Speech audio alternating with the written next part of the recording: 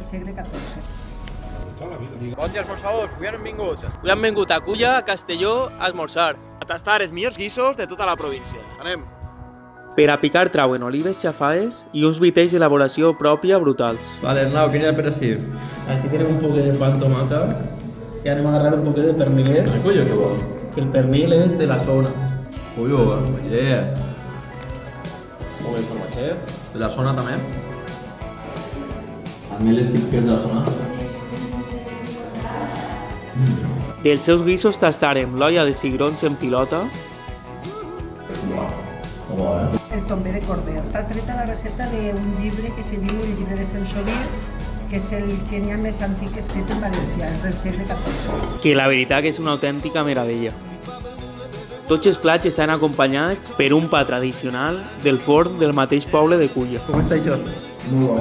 També tastarem el seu conill a l'ajillo en caragols i el seu plat de xulletes de corder a la brasa, que la veritat que tenia un sabor increïble. Acabem en uns postres casolans que ens va traure Cati. Vos recomanem sobretot la cuajada. Recordeu que en el menjar no s'aixuga.